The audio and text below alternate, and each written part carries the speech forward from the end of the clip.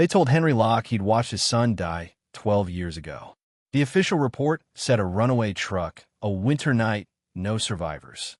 Henry believed the paper and the funerals because what else does a father do when grief is sharp and the town needs closure?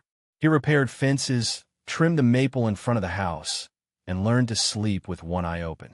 Then, on a night when the blizzard had come back for its third week and the town's street lamps hung like tired moons, someone knocked on Henry's door. Sam stood on the porch, wet and smelling of smoke, a grin on his face like a boy who'd found the last firefly. He was smaller, hair grown in his collar, cheeks pinched by cold, but his eyes were the same impish green Henry remembered. For a beat, the world folded into itself. The grief that had been a stable, stone weight shuddered and cracked.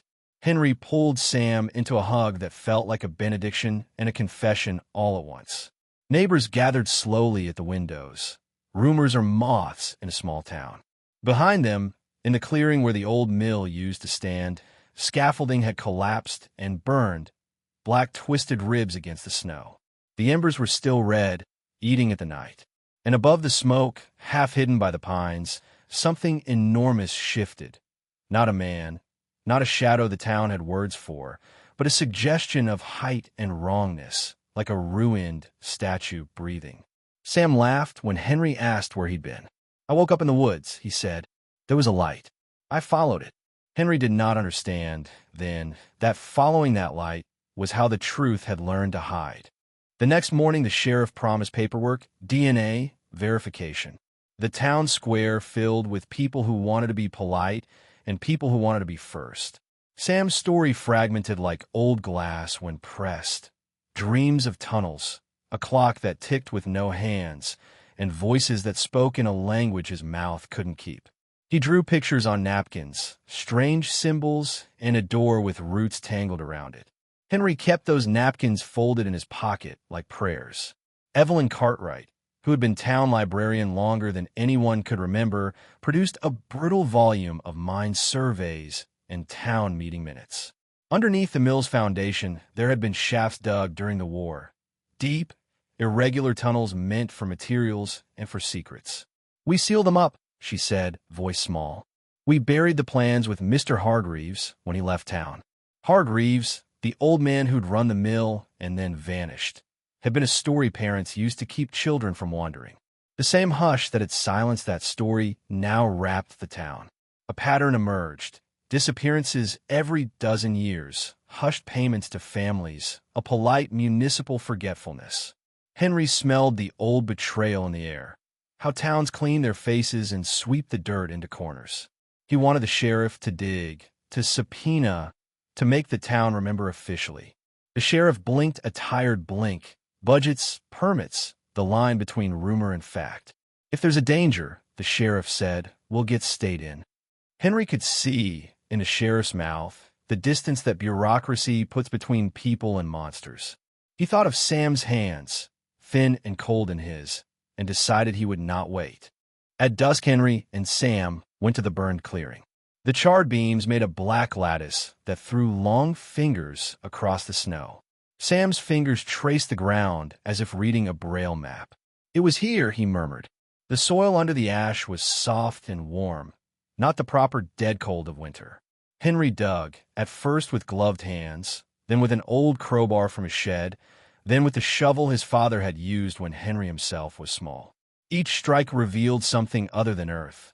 Old timbers, a copper ring, a rusted pulley stitched with rope that had once been taut. They pried at a hidden hatch. It gave with a sound like a throat opening. Cold, stale air breathed up from below, carrying a metallic tang and the whisper of water.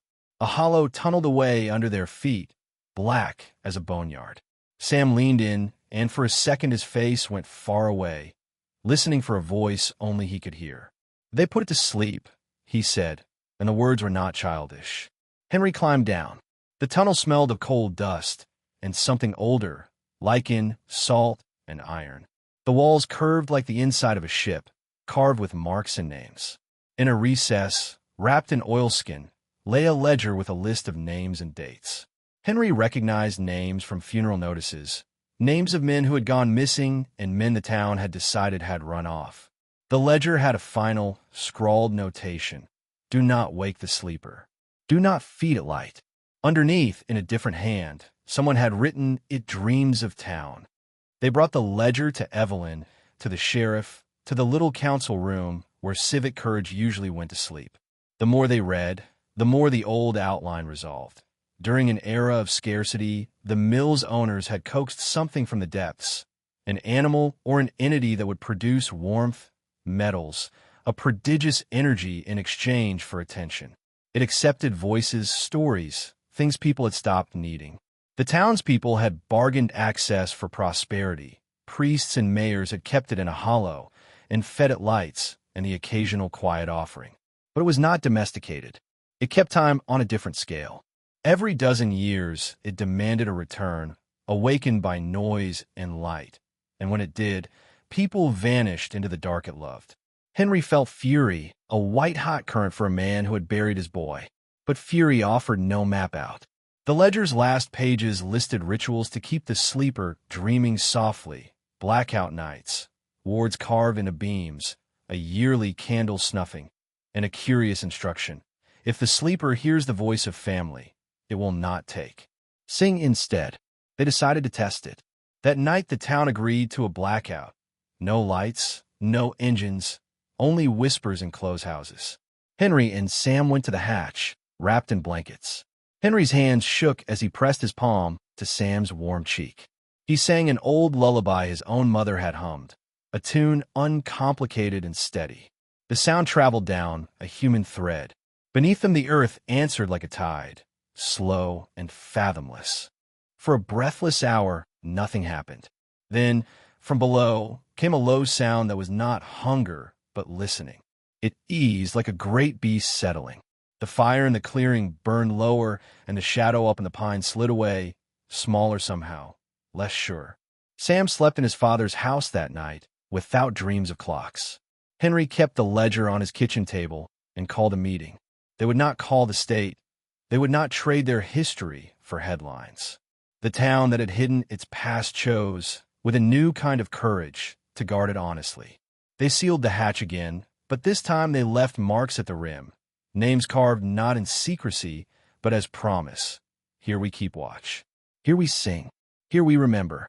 In time the embers went out, and the town learned to live with a secret that was no longer a debt. Henry and Sam walked the maple-lined lane together each morning, both of them older in ways insurance papers had never accounted for. When the wind moved through the pines, it sounded like a giant turning in its sleep, still there, still immense, but gentled by voices who would not let it wake hungry into the light. Got a topic in mind for the next story? Comment it below.